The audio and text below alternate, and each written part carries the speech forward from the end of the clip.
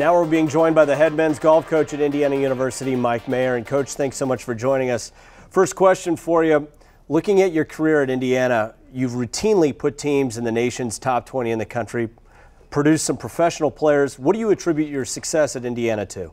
Well, I mean, there's so many things. Our facilities are second to none. Our Hoosier practice facility is one of the best in the country. Indiana University, I mean, what a place to come to school. I mean, it's easy to recruit for Indiana University. It just is. It's the best place in the world. You know, I've been lucky to get some great Indiana players, some players who were, I think, born and bred Hoosiers. And, you know, we kind of developed a culture, and that culture is continuing to grow. You've had some high-quality golfers in your time here at Indiana. Jorge Campillo was a Ben Hogan Award finalist, now playing over in Europe. A lot of people know about Jeff Overton, who was on the U.S. Ryder Cup team. Talk about those golfers and what they did to help build this program along the way. Well, I think Jeff was probably the one that really got us going. I specifically remember a 8 or 9 hour home visit to Evansville, Indiana, to convince Jeff that this was the place. He was starting to get recruited pretty much nationally, and we wanted to keep him home. I think that was the pivotal moment for us, getting Jeff Overton. And he helped turn this program to what it is.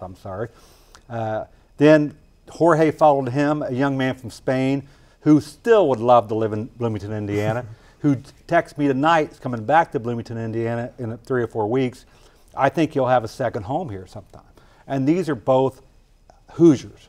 Even from Spain or Evansville, it doesn't matter. They wanted to be in Indiana, and they are Hoosiers. And then we're lucky to follow that up with players like Chase Wright, David Erdy, and now another pretty good player from Evansville, David Mills, and a young man named Brant Pieper, who is really making a mark for himself. We'll talk about him in a moment. One thing you've been able to do as a head coach here at Indiana is establish wonderful relationships with the great golf courses and the great golf course managers over the state of Indiana. You've had events at Crooked Stick, French Lick.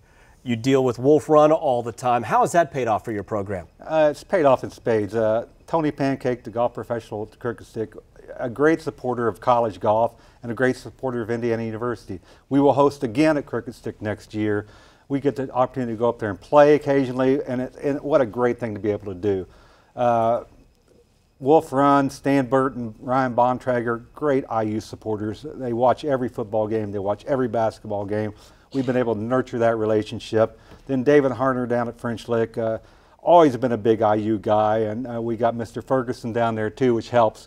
But those golf courses are tremendous venues, tremendous supporters of our program and Indiana University.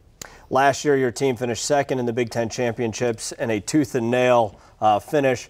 Looking at your team so far this year, you've already won one event against several ranked opponents, finished second in another against a lot of Big Ten and regional and national powers.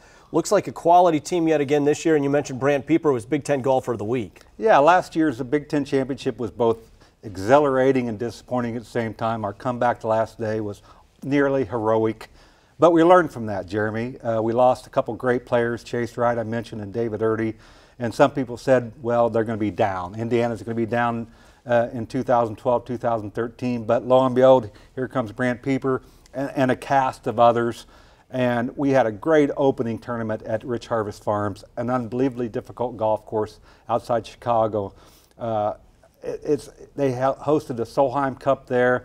It's hard to describe how difficult this golf course is, how it demands your respect and it demands your attention. And our kids just, they didn't let it get to them. They fought through adversity, and we won that championship. Then to follow up a championship's hard to do. And we hosted at Wolf Run against, I think, 4 of the 5 best teams in the Big Ten, and some other nice teams from around the country.